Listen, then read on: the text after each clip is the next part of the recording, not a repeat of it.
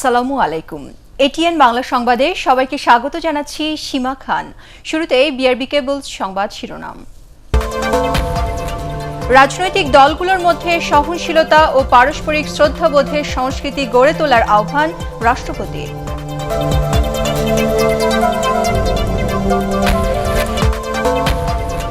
জীবন বাঁচানোর স্বার্থে এখনই খালেদা জিয়াকে চিকিৎসার জন্য বিদেশে পাঠানোর দাবি বিএনপির।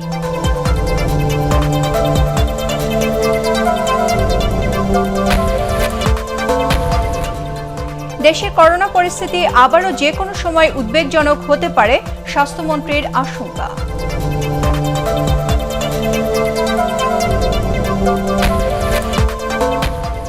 স্থানীয় নির্বাচনে আচরণবিধি লঙ্ঘন করলে মন্ত্রী এমপিদের বিরুদ্ধেও ফৌজদারি মামলা, হুঁশিয়ারি সিইসির।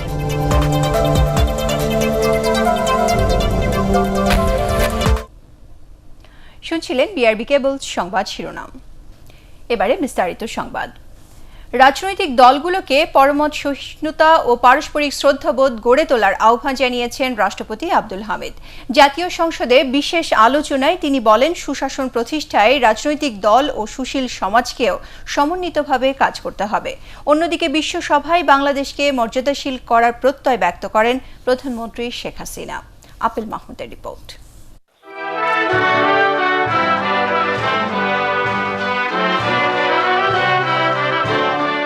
স্বাধীনতার সুবর্ণ জয়ন্তী উপলক্ষে জাতীয় সংসদে বিশেষ আলোচনায় অংশ নেন রাষ্ট্রপতি আব্দুল হামিদ।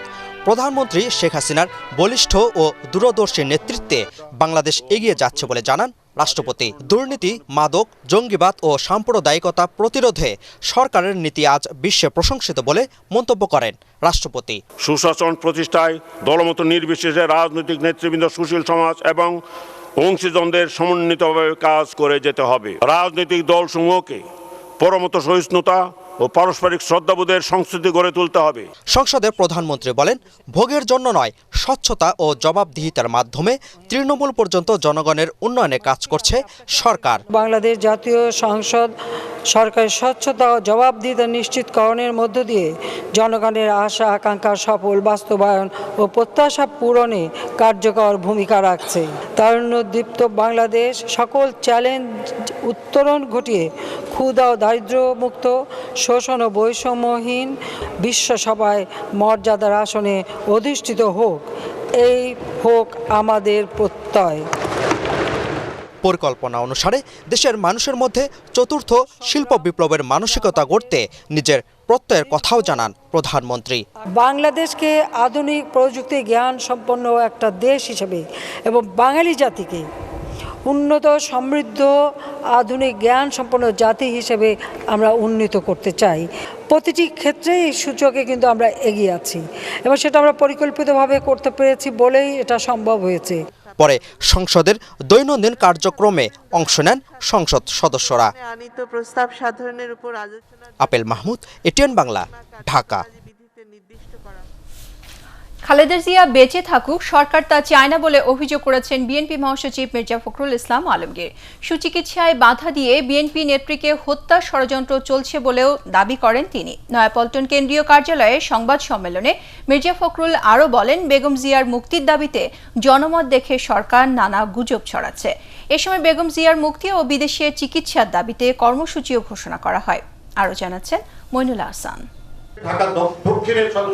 দলীয় প্রধান বেগম খালেদা জিয়া হাসপাতালে যখন জীবন মৃত্যু সন্ধিক্ষণে, তখন ভবিষ্যৎ করণীয় ঠিক করতে দল ও অঙ্গ সংগঠনের নেতাদের নিয়ে যৌথ সভা করে বিএনপি। সভা শেষে সংবাদ সম্মেলনে দলের মহাসচিব মির্জা ফখরুল দাবি করেন, বেগম জিয়ার প্রাণ রক্ষায় দেরি না করে এখনই চিকিৎসার জন্য বিদেশে নিয়ে যাওয়ার কোনো বিকল্প নেই। আপনার ডাক্তার সাহেবরা তারা মনিটর করছেন, যখন তার চিকিৎসা বিদেশে খুব বেশি প্রয়োজন, তার চিকিৎসকরা বলছেন, আমরা অনেকদিন থেকেই বলছি, তখন তাকে সেই সুযোগ থেকে বঞ্চিত করা হচ্ছে। এখন যে অবস্থা আছে সেই অবস্থায় তাকে সরকার এই মুহূর্তেই তাকে বিদেশে চিকিৎসার জন্য পাঠাতে পারেন। সমস্ত ক্ষমতা সরকারের এবং সমস্ত দায় সেই জন্যই সরকারের।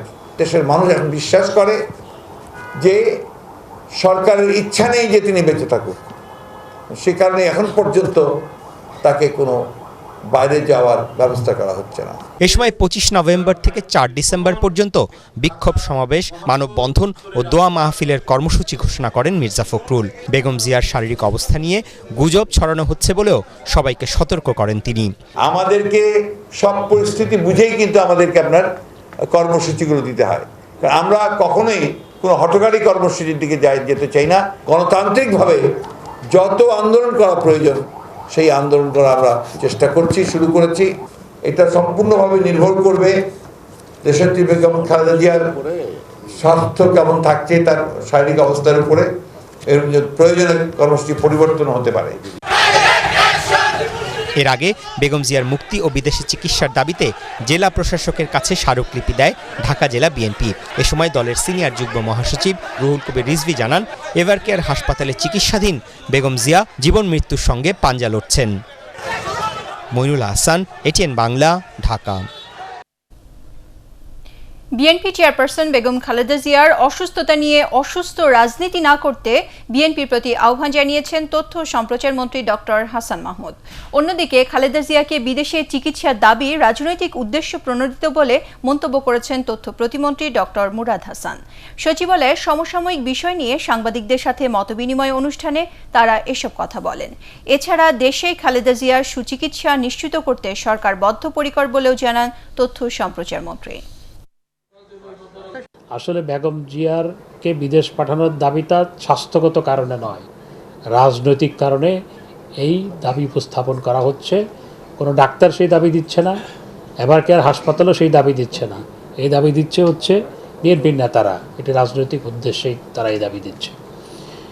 সরকার বেগম জিয়ার যাতে সঠিক চিকিৎসা হয় সেজন্য সর্বোচ্চ ব্যবস্থা নিতে সরকার বদ্ধপরিকর। দলের দুঃসময়ের ত্যাগী নেতাদের মূল্যায়ন করার আহ্বান জানিয়েছেন আওয়ামী লীগের সাধারণ সম্পাদক ওবায়দুল কাদের। দলে অনুপ্রবেশকারীরা বিশৃঙ্খলা সৃষ্টি করে মন্তব্য করে তিনি বলেন, দল ভারী করতে ভাড়া করে খারাপ লোক আনার কোনো প্রয়োজন নেই। নাটোর জেলার বড়াইগ্রাম উপজেলা আওয়ামী লীগের ত্রিবার্ষিক সম্মেলনে ভার্চুয়ালি যুক্ত হয়ে এসব কথা বলেন তিনি। এ সময় বিএনপির সমালোচনা করে ওবায়দুল কাদের বলেন, দেশের উন্নয়ন ও অর্জনে ঈর্ষান্বিত হয়ে সাম্প্রদায়িক অপশক্তিকে সাথে নিয়ে বিশৃঙ্খলার অপচেষ্টা চালাচ্ছে দলটি। বিএনপির পলাতক দণ্ডিত ভারপ্রাপ্ত চেয়ারম্যান তারেক রহমান শুধু লন্ডন থেকে বাংলাদেশের বিরুদ্ধে ষড়যন্ত্র করছে, প্রতিনিয়ত এই অপশক্তির সঙ্গে যোগাযোগ করে চলছে। কাজে দেশে একটা বিশৃঙ্খলা, একটা অরাজকতা তৈরি করতে পারে। কাজে আওয়ামী লীগকে ঐক্যবদ্ধ হতে হবে। দেশের করোনা পরিস্থিতি যে কোনো সময় উদ্বেগজনক হতে পারে বলে জানিয়েছেন স্বাস্থ্যমন্ত্রী জাহিদ মালেক। রাজধানীতে এক অনুষ্ঠানে তিনি একথা বলেন। মন্ত্রী আরও জানান, করোনা নিয়ন্ত্রণে থাকলেও সংক্রমণ ছড়ালে 2 সপ্তাহের মধ্যেই পরিস্থিতি বদলে যেতে পারে। এজন্য বড় পরিসরে সরকার টিকা কার্যক্রম পরিচালনা করবে বলেও জানান মন্ত্রী। ইমদাদুল্লাহ বাবুর রিপোর্ট। দেশে গেল 2 মাসে করোনা সংক্রমণের হার 1 থেকে 1.50% মধ্যে। যেখানে 25,000 মানুষের করোনা পরীক্ষা করে সংক্রমিত পাওয়া যেত অন্তত 15,000কে, সেখানে এখন সমান সংখ্যক পরীক্ষায় মিলছে 2 থেকে 250। মৃগী রোগের চিকিৎসায় জাতীয় গাইডলাইনের উদ্বোধন অনুষ্ঠানে দেশের সার্বিক করোনা পরিস্থিতি নিয়ে কথা বলেন স্বাস্থ্যমন্ত্রী। তিনি জানান, এ পর্যন্ত প্রায় 40% মানুষকে করোনা টিকার আওতায় আনা গেছে, আর 2 ডোজ টিকার আওতায় এসেছেন প্রায় 25%। আমরা প্রায় 9 কোটি ভ্যাকসিন আমরা 5 ডোজ দিয়েছি, প্রায় 4.5 কোটি কাছাকাছি চলে আসছে, ডাবল ডোজ দেওয়া হয়ে গেছে। সকলেই প্রায় ভ্যাকসিনেট হয়েছে। এখনো মাস্ক খুলে ঘুরে বেড়াবার সময় কিন্তু হয়নি। মন্ত্রী আরও জানান, ইউরোপ সহ বিশ্বের অন্যান্য দেশের চেয়ে বাংলাদেশে করোনা পরিস্থিতি দীর্ঘদিন ধরে নিয়ন্ত্রণে আছে, তবে যে কোনো সময় এই পরিস্থিতির পরিবর্তন হতে পারে। এবং ওভার হবে যখন সবাই করোনা মুক্ত হবে এবং অন্য দেশও করোনা মুক্ত হবে। আমাদের স্বাস্থ্যবিধি মেনে চলতে হবে, মাস্ক করতে হবে যেখানে বড় গ্যাদারিং হবে, এবং আমাদেরকে অবহেলা করলে চলবে না, কারণ এটা তো হঠাৎ করে অনেক বেড়ে যায়, আমরা বুঝতে পারি না, একদম 10 দিনের মধ্যে চিত্র বদলে যায়। অনুষ্ঠানে স্নায়ুরোগ বিশেষজ্ঞরা জানান, দেশে প্রতি 1000-এ 9 জন মৃগী রোগে আক্রান্ত। বর্তমানে এই রোগীর সংখ্যা 14 লাখ। সঠিক সময়ে রোগ নির্ণয় করে চিকিৎসা দেয়া গেলে 70% মৃগী রোগী ভালো হন বলেও জানানো হয় অনুষ্ঠানে। ইমদাদুল্লাহ বাবু, এটিএন বাংলা, ঢাকা। করোনা ভাইরাসে দেশে একদিনে আরও 3 জনের মৃত্যু হয়েছে। নিহতদের মধ্যে 2 জন নারী ও 1 জন পুরুষ। গত 24 ঘন্টায় 21,002 জনের নমুনা পরীক্ষায় করোনা শনাক্ত হয়েছে 312 জনের। শনাক্তের হার 1.49 ভাগ। 24 ঘন্টায় সুস্থ হয়েছেন 338 জন। স্বাস্থ্য অধিদপ্তরের সংবাদ বিজ্ঞপ্তিতে এসব তথ্য জানানো হয়।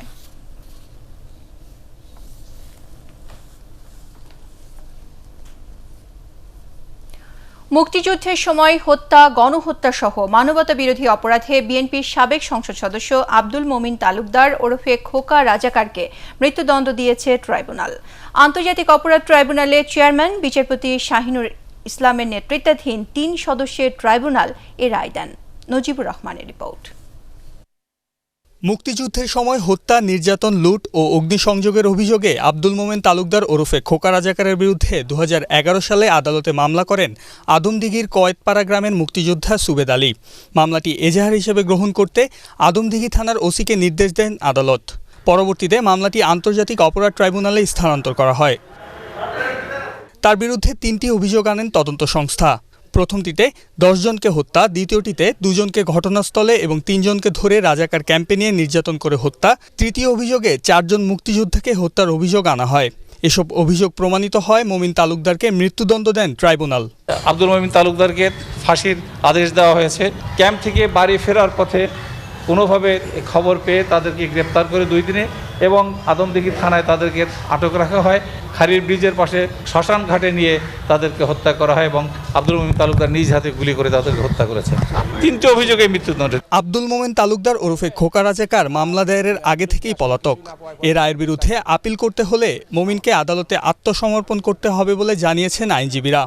শুধুমাত্র আমরা মনে করি যে রাজনৈতিক বিবেচনায় তাকে আজকে এই বিচারটার তাকে সম্মুখীন হতে হয়েছে এবং সে যেহেতু ওই সময় তরুণ ছিলেন এবং তার পিতাই তৎকালীন সময়ে প্রিন্সিপাল অ্যাকিউজড হিসেবে ছিলেন এবং ওই সময় একটা মামলা ছিল, সেই মামলাটায় তার বিরুদ্ধে আসলে কিছুই না পাওয়ায় পরবর্তীতে তাকে এই মামলাটা ডিসপোজাল হয় আর কি।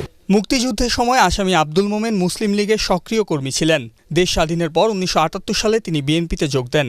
পরে আদমদিঘি উপজেলার বিএনপি সভাপতি এবং বগুড়া জেলা বিএনপি সহসভাপতি এবং রাজশাহী বিভাগীয় সহ সাংগঠনিক সম্পাদকের দায়িত্ব পালন করেন। 4 দলীয় জোট সরকারের আমলে বন ও পরিবেশ মন্ত্রণালয়ের স্থায়ী কমিটির সভাপতি ছিলেন আব্দুল মোমেন। 2001 ও 2008 সালে তিনি বিএনপি সংসদ সদস্য নির্বাচিত হন। নজিবুর রহমান, এটিএন বাংলা, ঢাকা। জমি সংক্রান্ত এক মামলায় আওয়ামী লীগ থেকে সদ্য বহিষ্কৃত গাজীপুর সিটি কর্পোরেশনের মেয়র জাহাঙ্গীর আলম সহ 4 জনের বিরুদ্ধে আদালত অবমাননার রুল জারি করেছে হাইকোর্ট। বিচারপতি মামনুন রহমান ও বিচারপতি খন্দকার দিলুরুজ্জামানের হাইকোর্ট বেঞ্চ 1 সপ্তাহের মধ্যে এ রুলের জবাব দেওয়ার নির্দেশ দিয়েছেন। এর আগে গাজীপুর সদর উপজেলার মির্জাপুর ইউনিয়নের একটি জমি নিয়ে বিরোধের জেরে দখলে থাকা ব্যক্তি আশরাফ উদ্দিন হাইকোর্টে রিট করেন। তখন হাইকোর্ট নিষেধাজ্ঞা দেন। ওই নিষেধাজ্ঞা অমান্য করেন মেয়র জাহাঙ্গীর সহ সংশ্লিষ্টরা। এ অবস্থায় মেয়র জাহাঙ্গীর সহ 4 জনের বিরুদ্ধে আদালত অবমাননার অভিযোগ এনে আজ আবেদন করেন ওই ব্যক্তি। হাইকোর্টের আদেশ থাকা সত্ত্বেও এখানে একটা ক্লিয়ার একটা নিষেধাজ্ঞার আদেশ আছে। সেই আদেশকে ভায়োলেট করে সে বারবার আমাদেরকে এই প্রবাসী পরিবারকে তারা ডিস্টার্ব করছে। তাই মাননীয় আদালত আজকে সন্তুষ্ট হয়ে তার উপর রুল জারি করেছে।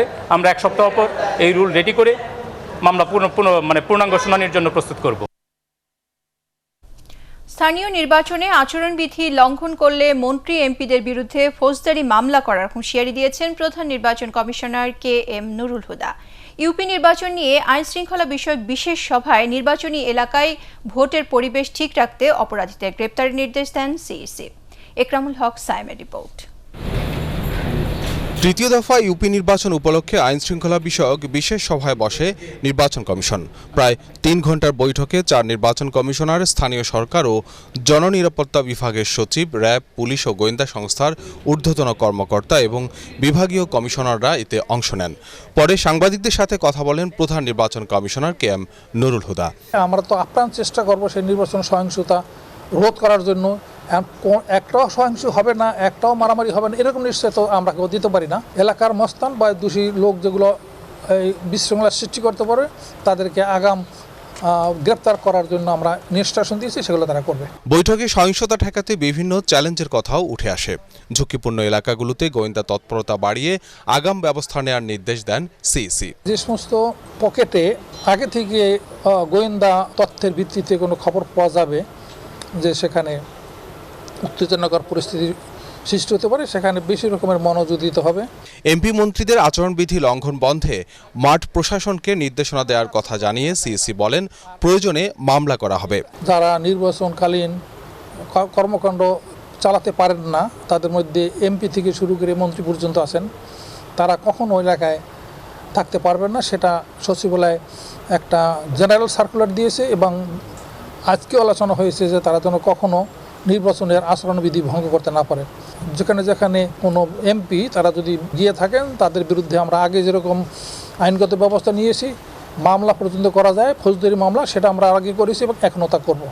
3-4টা এরকম ঘটনা ঘটেছে, সেগুলো প্রত্যেকটার ব্যাপারে তদন্ত হবে। তদন্তে যদি তাদের দোষী সাব্যস্ত হয়, আমরা অবশ্যই ব্যবস্থা নেব, আগে যেরকম নিয়েছি। ওকে, আর না শেষ। দেশের বিভিন্ন জায়গায় 28 নভেম্বর অনুষ্ঠিত হবে 1003টি ইউপি ও 10 পৌরসভার নির্বাচন। ইকরামুল হক সায়েম, এটিএন বাংলা, ঢাকা। রাজধানী গুলশান থানার ডিজিটাল নিরাপত্তা আইনের মামলায় জামিন পেয়েছেন বিতর্কিত নেত্রী হেলেনা জাহাঙ্গীর। ঢাকার অতিরিক্ত chief metropolitan magistrate Abu Bakar Siddique তার জামিন মঞ্জুর করেন। গত 29 জুলাই রাতে গুলশানের বাসা থেকে হেলেনা জাহাঙ্গীরকে গ্রেপ্তার করে র্যাব। ওই দিনই তার বিরুদ্ধে ডিজিটাল নিরাপত্তা আইনে মামলা করে র্যাব। মামলায় রাষ্ট্রের গুরুত্বপূর্ণ ব্যক্তি ও সংস্থার বিরুদ্ধে উস্কানিমূলক ও মানহানিকর বক্তব্য দেওয়ার অভিযোগ আনা হয়। এরপর হেলেনা জাহাঙ্গীরের বিরুদ্ধে পল্লবী থানায় চাঁদাবাজি ও টেলিযোগাযোগ আইনে এবং গুলশান থানার মাদক আইনে আরও 3টি মামলা হয়। এসব মামলায় তিনি আগেই জামিন পান। ফলে হেলেনা জাহাঙ্গীরের মুক্তিতে আর কোনো বাধা নেই বলে জানিয়েছেন তার আইনজীবী। স্বাধীনতার সুবর্ণ জয়ন্তীর রাষ্ট্রীয় অনুষ্ঠানে অংশ হিসেবে দেশের বিভিন্ন অঞ্চল শত্রুমুক্ত হবার দিন 7টি আঞ্চলিক মহাসমাবেশ অনুষ্ঠিত হবে। সম্মান জানানো হবে মুক্তিযোদ্ধাদের। মুক্তিযুদ্ধ বিষয়ক মন্ত্রণালয়ে অনুষ্ঠিত সংবাদ সম্মেলনে এসব কথা বলেন মন্ত্রী আ.ক.ম. মোজাম্মেল হক। পথে পথে বিজয় শিরোনামে আগামী 2 December Panchagarh, 6 December Jessore, 7 December Gopalganj, 8 December Comilla, 11 December Jamalpur, 12 December Cox's Bazar এবং 15 ডিসেম্বর সিলেটে এ মহাসমাবেশ অনুষ্ঠিত হবে। মুক্তিযুদ্ধ ও মুক্তিযোদ্ধাদের বিষয়ে নতুন প্রজন্মকে জানানোর পাশাপাশি স্বাধীনতার সুবর্ণ জয়ন্তী উদযাপনে এসব সমাবেশ করা হচ্ছে বলে জানান মন্ত্রী।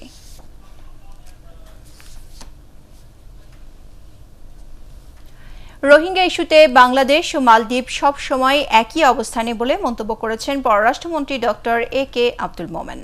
সকালে গাজীপুরের কালিয়াকৈরে বঙ্গবন্ধু হাইটেক সিটিতে EATL ইনোভেশন হাবের ভিত্তিপ্রস্তর স্থাপন অনুষ্ঠানে তিনি একথা বলেন। প্রধানমন্ত্রী শেখ হাসিনা মালদ্বীপ সফরে গেলে অভিন্ন স্বার্থ সংশ্লিষ্ট বিভিন্ন বিষয়ে অনেকগুলো চুক্তি হবে বলেও আশা করেন তিনি। স্বাধীনতার সুবর্ণ জয়ন্তীর অনুষ্ঠানে ভারতের রাষ্ট্রপতি সহ বিদেশি গুরুত্বপূর্ণ অতিথিদের ঢাকায় আমন্ত্রণ জানানো হবে বলেও জানান মন্ত্রী।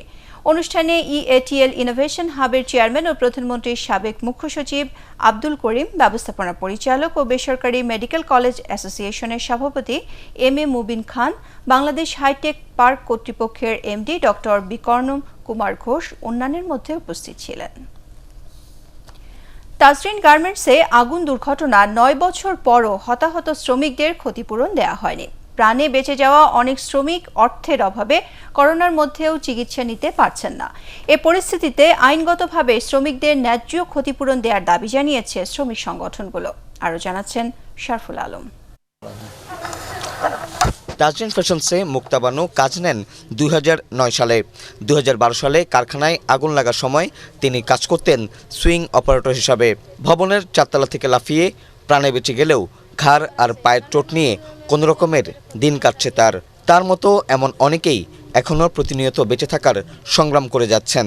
পড়ে যাওয়ার পরে আমি এই যে মাথাটা এটা ফেটে যাওয়ার পরে আমার এই বাম কানের পর্দা ফেটে গেছে, আর এই ডান পায়েও ব্যথা পাইছি, এই পায়ের সমস্যা। আমার উপরে যখন মানুষ পড়ছিল তখন এই মাথাটা চাপ খাচ্ছিল।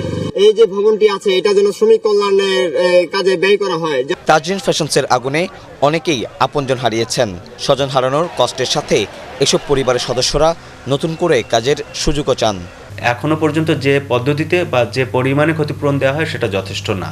আইএলও কনভেনশন 121 যেখানে শ্রমিকের বয়স এবং তার চলমান আয়টাকে বিবেচনায় নেওয়া হবে সরকারিভাবে, এবং আমাদের অনেকগুলো বায়ার সিএনএ ফাউন্ডেশন, বায়োমাল, সেখান থেকে তাদের আরো কিছু অনেক আকারে তাদেরকে ক্ষতিপূরণ দেওয়া হয়েছে। প্লাস তাদের অনেক দেখা গেছে ব্যবসার জন্য কিছু অন্যভাবে টাকা পয়সা দেওয়া হয়েছে। প্রত্যেকে চাকরি, যারা আসছে প্রত্যেকে চাকরি পেয়েছে। আহত ও নিহতদের পরিবারের সদস্যরা বলছেন, কাজ করতে এসে আজ যাতে কাউকে আগুনে পড়ে মরতে না হয় সেজন্য ব্যবসায়ী ও সরকারকে আরও বেশি উদ্যোগ নিতে হবে। শরফুল আলম, এটিএন বাংলা, আশুলিয়া, ঢাকা। তাজরিন ট্র্যাজেডিতে ক্ষতিগ্রস্তরা বিভিন্ন দাবিতে এখনো পথে পথে ঘুরছেন। দিনটি স্মরণে এ বছরেও বিভিন্ন সংগঠন প্রতিবাদী কর্মসূচি পালন করছে। শ্রমিকদের অধিকার রক্ষায় মালিকদের আরও যত্নবান হওয়ার দাবি জানাচ্ছেন তারা। রাবেয়া আক্তার, সুবর্ণা রিপোর্ট। সাভারের আশুলিয়া এই ভবনেই কেউ হারিয়েছেন প্রিয়জন, আর কেউ বা আহত হয়ে এখনও বয়ে বেড়াচ্ছেন সেই ক্ষত। বছরের এই দিনে তাজরিন গার্মেন্টসের সামনে জড়ো হন অনেকেই। কারখানা ভবনটি ক্ষতিগ্রস্তদের বসবাসের জন্য হস্তান্তরের দাবি জানান তারা। দিনটি স্মরণে রাজধানীর জুরাইন কবরস্থানে শ্রদ্ধা জানান নানান শ্রেণীর পেশার মানুষ। আমাদের দেশের উৎপাদনের চাকাকে যারা ঘোরাবার চেষ্টা করেছিলেন তাদের জীবনের চাকে স্তব্ধ হয়েছে মালিকের অবহেলায়। তারা মৃত্যুর পরে ক্ষতিপূরণ পায়নি। ক্ষতিপূরণ প্রদানের যে দাবি আমরা 9 দফায় স্কপের পক্ষ থেকে করেছি, আমরা আশা করি সরকার সেটার বিধান করবেন। তাজরিন ট্র্যাজেডির ক্ষতিপূরণ দাবিতে জাতীয় প্রেস ক্লাবের সামনে মানববন্ধনে শ্রমিক নেতারা বলেন, দেশ উন্নয়ন তখনই হবে যেদিন শ্রমিকরা তাদের ন্যায্য অধিকার পাবে। গার্মেন্টস অনেক খারাপ ব্যবহার করে, ওইটা যেন ঠিক করা হয়। যারা অকালে প্রাণ দিল তাদের ক্ষতিপূরণের কি হলো? এই 9 বছরেও আমাদের এই শ্রমিকরা আইএলও কনভেনশন 121 অনুযায়ী আমাদের ক্ষতিপূরণ দেওয়া হয়নি। এই শ্রমিকদের শ্রমে গামে অর্থনীতিতে আজকের ডিজিটাল বাংলাদেশ, আজকে এত উন্নয়নের জারি কাদের শ্রমে গামে? এই পোশাক শ্রমিকদের শ্রমে গামে। এই ঘটনার 9 বছর পার হলেও ক্ষতিপূরণ পাননি অনেকেই। ক্ষতিগ্রস্তরা দ্রুত তাদের ক্ষতিপূরণ পাবে এমনটাই আশা করেন অনেকে। রাবেয়া আক্তার, সুবর্ণা, এটিএন বাংলা, ঢাকা। করের অর্থ সরকার দেশের উন্নয়নে বিনিয়োগ করছে বলে জানিয়েছেন অর্থমন্ত্রী আ.হ.ম মুস্তফা কামাল। রাজধানীতে সেরা করদাতার সম্মাননা ও ট্যাক্স কার্ড প্রদান অনুষ্ঠানে এসব কথা বলেন অর্থমন্ত্রী। অনুষ্ঠানে এফবিসিসিআই সভাপতি জসিম উদ্দিন বলেন, করদাতা বাড়াতে সচেতনতামূলক কর্মসূচি বাড়াতে হবে। উপজেলা পর্যায়ে এনবিআর এর অফিসের সম্প্রসারণেরও পরামর্শ দেওয়া হয় অনুষ্ঠানে। পরে 2020-21 অর্থবছরের জন্য ব্যক্তি, কোম্পানি ও অন্যান্য এই 3 বিভাগে 141 জনকে ট্যাক্স কার্ড প্রদান করা হয়। এছাড়া 2020-21 কর বছরে সিটি কর্পোরেশন ও জেলা পর্যায়ে 525 জন সেরা করদাতাকেও সম্মাননা পুরস্কার তুলে দেন অতিথিরা। যে অর্থ দিচ্ছেন, যে ট্যাক্স দিচ্ছেন, সেই ট্যাক্স নিয়ে সরকার সেটা আবার বিনিয়োগ করে দেশের মানুষের জন্য। তো সেখানে আপনারা পাশাপাশি সরকারকে সাহায্য করতে পারেন। আপনারা পারবেন, দেশকে যদ্দূর নিয়ে আসে বাকিটা আমরা করতে পারবেন, এই বিশ্বাস আমার আছে। কুমিল্লা সিটি কর্পোরেশনের কাউন্সিলর সৈয়দ মোহাম্মদ সোহেল ও তার সহযোগী হরিপদ সাহাকে হত্যার ঘটনার প্রধান আসামি সুমনকে কুমিল্লা মেডিকেল কলেজ থেকে গ্রেপ্তার করেছে র্যাব। এর আগে এ হত্যার ঘটনায় 21 জনকে আসামি করে থানায় মামলা দায়ের করা হয়। সোহেলের ভাই সৈয়দ মোহাম্মদ রোমান বাদী হয়ে কোতোয়ালি মডেল থানায় মামলাটি দায়ের করেন। এর মধ্যে 11 জনের নাম উল্লেখ করা হয়েছে এবং বাকি 10 জন অজ্ঞাত। কুমিল্লা কোতোয়ালি মডেল থানার ওসি আনোয়ারুল আজিম এ তথ্য নিশ্চিত করলেও আসামিদের নাম জানাতে রাজি হননি। সোমবার বিকেল 4:30টার দিকে নিজের কার্যালয়ে ঢুকে কাউন্সিলর সোহেল ও তার সহযোগী হরিপদ সাহাকে মুখোশধারী সন্ত্রাসীরা গুলি করে হত্যা করে। এ ঘটনায় গুলিবিদ্ধ আরও 4 জন হাসপাতালে চিকিৎসাধীন। অন্যদিকে হত্যাকাণ্ডে ব্যবহৃত বেশ কিছু অস্ত্র, গুলি উদ্ধার করেছে পুলিশ। ডিজেলের মূল্য বৃদ্ধিতে কৃষকের অসুবিধা হলেও জ্বালানি তেলে ভর্তুকি দেওয়ার কোনো সুযোগ নেই বলে জানিয়েছেন কৃষিমন্ত্রী ডক্টর আব্দুর রাজ্জাক। কৃষিপণ্য রপ্তানি ও পারস্পরিক সহযোগিতা বৃদ্ধি করতে নেদারল্যান্ডস ও যুক্তরাজ্য সফর নিয়ে অনুষ্ঠিত সংবাদ সম্মেলনে তিনি একথা বলেন। আন্তর্জাতিক বাজারে তেলের দাম কমে আসছে, ফলে দেশের বাজারেও ডিজেলের দাম কমে আসবে বলে জানান মন্ত্রী। তিনি বলেন, ডিজেলে ভর্তুকি না দিলেও সারের উপর ভর্তুকি অব্যাহত রাখবে সরকার। বর্তমানে $270 যে সারের দাম ছিল সেটা এখন $800-900, 9,000 কোটি টাকা দেই সাবসিডি। এটা মনে হয় এবার 20,000 কোটি টাকা দিতে হবে। ডিজেলে ভর্তুকি দেওয়ার একটু ঝামেলা আছে, এটা খুবই একটা সিস্টেম, ওই এগুলা নিয়ন্ত্রণ করা যাবে না, নিয়ে বিক্রি করে দিবে। পাম্পের কথা বলে, সেচ যন্ত্রের কথা বলে অন্য কাজে তারা ব্যবহার করে। আধুনিক ও যুগোপযোগী প্রশিক্ষণের মাধ্যমে একবিংশ শতাব্দীর চ্যালেঞ্জ মোকাবেলায় সেনাবাহিনীর কোর অব ইঞ্জিনিয়ার্সের সদস্যদের প্রস্তুত থাকার আহ্বান জানিয়েছেন সেনাবাহিনী প্রধান জেনারেল এস.এম. শফিউদ্দিন আহমেদ। সকালে নাটোরের কাদিরাবাদ সেনানিবাসে কোর অব ইঞ্জিনিয়ার্সের কর্নেল কমান্ড্যান্ট হিসেবে দায়িত্ব নেন তিনি। এ উপলক্ষে engineer centre and school of military ইঞ্জিনিয়ারিংয়ের প্যারেড গ্রাউন্ডে আয়োজিত অনুষ্ঠানে জেনারেল এস.এম. শফিউদ্দিন আহমেদকে কর্নেল র্যাঙ্ক ব্যাজ পরিয়ে দেন এই কোরের জ্যেষ্ঠ অধিনায়ক ও মাস্টার ওয়ারেন্ট অফিসার। এর আগে সেনাবাহিনী প্রধান প্যারেড স্কোয়ারে পৌঁছলে কোর অব ইঞ্জিনিয়ার্সের একটি চৌকস দল তাকে গার্ড অব অনার জানায়। পরে মুক্তিযুদ্ধে আত্মদানকারী কোর অব ইঞ্জিনিয়ার্সের বীর শহীদদের স্মরণে নির্মিত স্মৃতিসৌধে পুষ্পস্তবক অর্পণ করেন সেনাপ্রধান। শহীদ বীর মুক্তিযোদ্ধা যারা ইঞ্জিনিয়ার কোরের উন্নয়ন ও আধুনিকায়নের সাথে সেনাবাহিনীর উন্নয়নও সরাসরি সম্পৃক্ত। তাই কর্নেল কমান্ড্যান্ট হিসেবে আমার সার্বক্ষণিক প্রচেষ্টা থাকবে কোর অফ ইঞ্জিনিয়ারদের চলমান আধুনিকায়ন ব্যবস্থাকে আরও বেগবান করা এবং নতুন সামরিক সরঞ্জাম সংযোজিত করে আরও উদ্যমী স্যাপার বাহিনী গড়ে তোলা। ব্রাহ্মণবাড়িয়ায় হঠাৎ বেড়েছে ডায়রিয়ার প্রকোপ। গত দুদিনে জেলা সদর হাসপাতালে ভর্তি হয়েছেন 200-রও বেশি রোগী। এর ভেতর শিশু রোগীর সংখ্যাই বেশি। সীমিত জনবল ও শয্যার সংখ্যা কম থাকায় চিকিৎসা সেবা দিতে হিমশিম খাচ্ছেন চিকিৎসকরা। রোগীরা কাঙ্ক্ষিত স্বাস্থ্যসেবা থেকেও বঞ্চিত হচ্ছেন। জেলা সিভিল সার্জন একরামুল্লাহ জানান, শুধুমাত্র সদর হাসপাতালেই নয়, উপজেলার স্বাস্থ্য কমপ্লেক্স সহ বিভিন্ন হাসপাতালেই বেড়েছে ডায়রিয়া আক্রান্তের সংখ্যা। তাদের স্বাস্থ্যসেবা নিশ্চিতে পর্যাপ্ত ওষুধ মজুদ আছে বলেও আশ্বস্ত করেন তিনি। আমাদের যে এখানে আপনার আসন আছে, সে আসনের চেয়ে 3 থেকে 4 গুণ বেশি আমাদের পেশেন্ট আছে, যার ফলে আমরা সবাইকে আসন বা সিট দিতে পারতেছি না। বাচ্চাদেরকে নিচে রাখা বা ট্রিটমেন্ট করাটা আমাদের জন্য একটু কষ্টকর ব্যাপার হয়ে যাচ্ছে। এবারে আল আরাফা ইসলামী ব্যাংক অর্থ সংবাদ।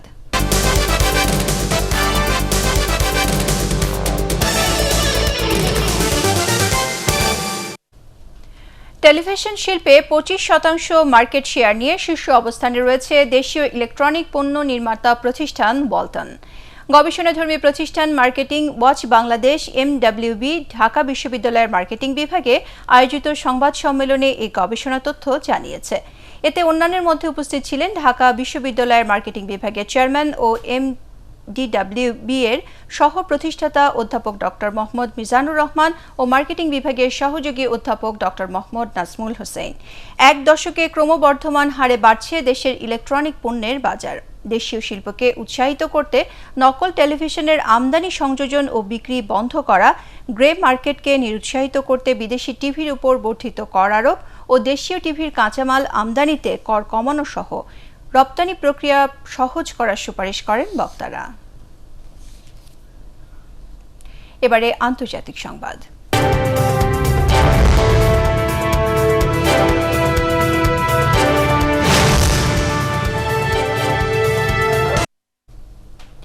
আগামী মার্চের মধ্যে করোনা ভাইরাসে ইউরোপ ও এশিয়ায় মৃত্যু হতে পারে আরও 7 লাখ মানুষের, এমন সতর্কতা জারি করেছে খোদ বিশ্ব স্বাস্থ্য সংস্থা WHO। এরই মধ্যে ইউরোপের 53টি দেশে মৃতের সংখ্যা পৌঁছে গেছে 15 লাখেরও কাছাকাছি। কেবল জার্মানিতেই মৃতের সংখ্যা ছাড়িয়েছে 1 লাখ। সবশেষ 24 ঘন্টায় দেশটিতে মারা গেছেন 300-রও বেশি মানুষ, শনাক্ত প্রায় 70,000। শীতের কারণে ইউরোপ জুড়ে দেখা দিয়েছে সংক্রমণের নতুন ঢেউ। বিশ্ব স্বাস্থ্য সংস্থা বলছে, মার্চের মধ্যে আইসিইউ সংকটে পড়বে এই অঞ্চলের অন্তত 49টি দেশ। রাজধানী গুলিস্তান এলাকায় রাস্তা পার হওয়ার সময় ঢাকা দক্ষিণ সিটি কর্পোরেশনের ময়লার গাড়ির ধাক্কায় নটরডেম কলেজের এক ছাত্র নিহত হয়েছে। তার নাম নাইম হাসান। বেলা 11:30টার দিকে গুলিস্তান বঙ্গবন্ধু চত্বরে এই দুর্ঘটনা ঘটে। মুমূর্ষু অবস্থায় তাকে ঢাকা মেডিকেল কলেজ হাসপাতালের জরুরি বিভাগে নেওয়া হলে কর্তব্যরত চিকিৎসক তাকে মৃত ঘোষণা করেন। চালককে আটকের পাশাপাশি গাড়িটি জব্দ করেছে পল্টন থানা পুলিশ। পরে শিক্ষার্থীর মৃত্যুর প্রতিবাদে মতিঝিলে বিক্ষোভ করেন নটরডেম কলেজের শিক্ষার্থীরা। এবারে ইস্পাহানি শেয়ার বাজার সংবাদ।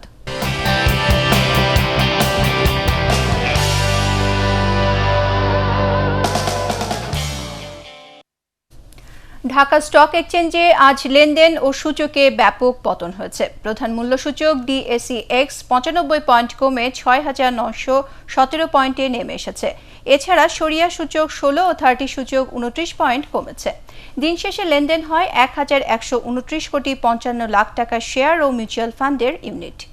লেনদেন হওয়া ৩৬৫টি কোম্পানির মধ্যে দাম বেড়েছে ৭৫টি, কমেছে ২৫৯টি ও অপরিবর্তিত রয়েছে ৩১টি কোম্পানির শেয়ারের দাম। এদিকে চট্টগ্রাম স্টক এক্সচেঞ্জে লেনদেন হয়েছে ৫৮ কোটি ৬০ লাখ টাকার শেয়ার। হাতবদল হওয়া ২৮৫টি কোম্পানির মধ্যে দর বেড়েছে ৮৭টি, কমেছে ১৭১টি ও অপরিবর্তিত রয়েছে ২৭টি কোম্পানির শেয়ার দর। এবারে পারটেক্স খেলার খবর।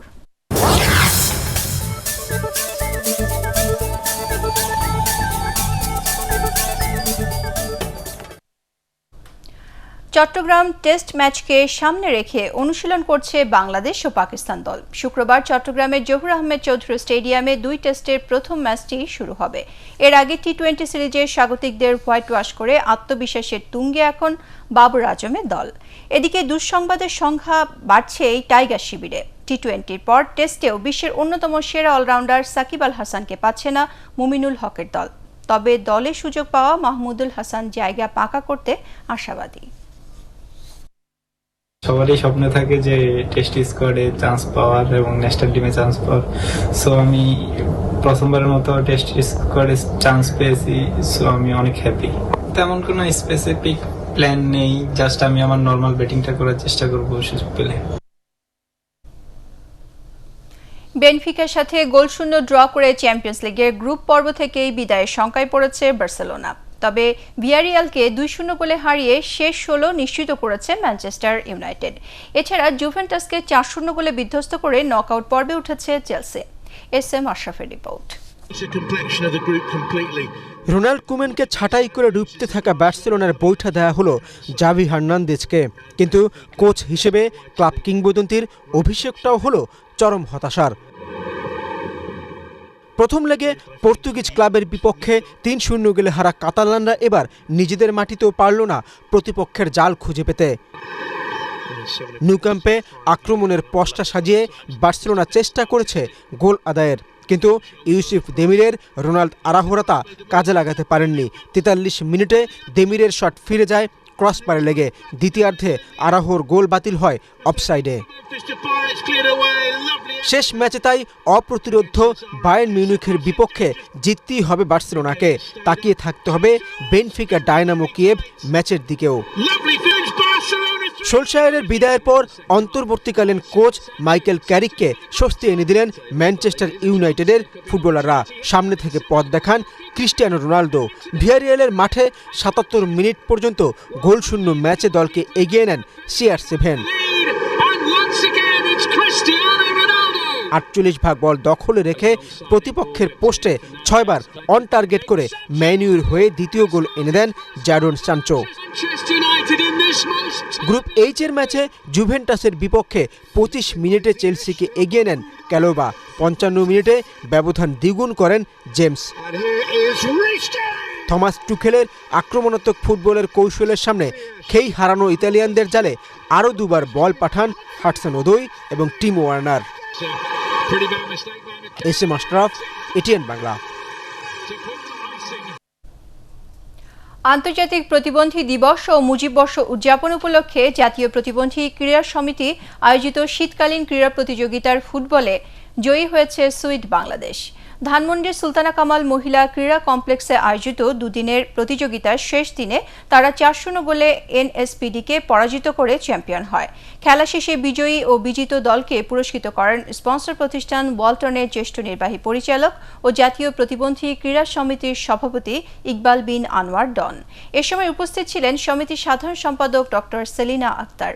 এবারের প্রতিযোগিতায় দেশের 7টি প্রতিষ্ঠানের 100-র বেশি বিশেষ চাহিদা সম্পন্ন শিশু কিশোর 36টি ইভেন্টে অংশ নেয়। ষষ্ঠ মার্সেল কাপ সিনিয়র পুরুষ শরীর গঠন প্রতিযোগিতা শুরু হয়েছে আজ বিকেলে এনএসসি টাওয়ারের শহীদ শেখ কামাল মিলনায়তনে প্রতিযোগিতার উদ্বোধন করেন পৃষ্ঠপোষক প্রতিষ্ঠান ওয়ালটন গ্রুপের জ্যেষ্ঠ নির্বাহী পরিচালক ইকবাল বিন আনোয়ার ডন। এ সময় উপস্থিত ছিলেন মিডিয়া পার্টনার এটিএন বাংলার চেয়ারম্যানের উপদেষ্টা মীর মোতাহার হাসান ও বাংলাদেশ বডি বিল্ডিং ফেডারেশনের সাধারণ সম্পাদক নজরুল ইসলাম সহ অন্যান্যরা। এবারে প্রতিযোগিতায় অর্ধশতাধিক ক্লাব, সংস্থা ও জিমনেশিয়ামের প্রায় 200 জন বডি বিল্ডার 6টি ওজন শ্রেণীতে প্রতিদ্বন্দ্বিতা করেন। প্রতিটি ওজন শ্রেণীর প্রথম থেকে তৃতীয় স্থান অধিকারীদের মেডেল, সনদপত্র ও অর্থ পুরস্কার দেয়া হয়। সংবাদ শেষ করার আগে বিআরবি কেবল শিরোনামগুলো আরও একবার। রাজনৈতিক দলগুলোর মধ্যে সহনশীলতা ও পারস্পরিক শ্রদ্ধাবোধের সংস্কৃতি গড়ে তোলার আহ্বান রাষ্ট্রপতির।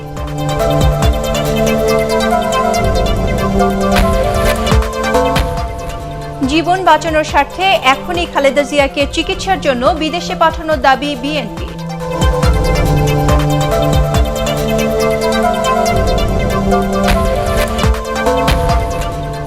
দেশের করোনা পরিস্থিতি আবারও যে কোনো সময় উদ্বেগজনক হতে পারে, স্বাস্থ্যমন্ত্রীর আশঙ্কা।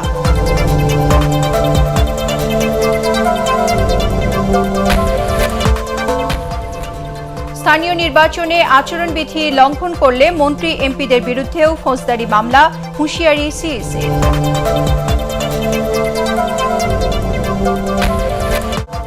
পরবর্তী সংবাদ দেখার আমন্ত্রণ জানিয়ে এখনকার মতো শেষ করছি। করোনা ভাইরাস থেকে নিজেকে সুরক্ষিত রাখতে মাস্ক পরুন, বারবার হাত পরিষ্কার করুন। এটিএন বাংলা সংবাদ ইউটিউবে দেখতে ব্রাউজ করুন youtube/ATN বাংলা নিউজ। ধন্যবাদ সবাইকে।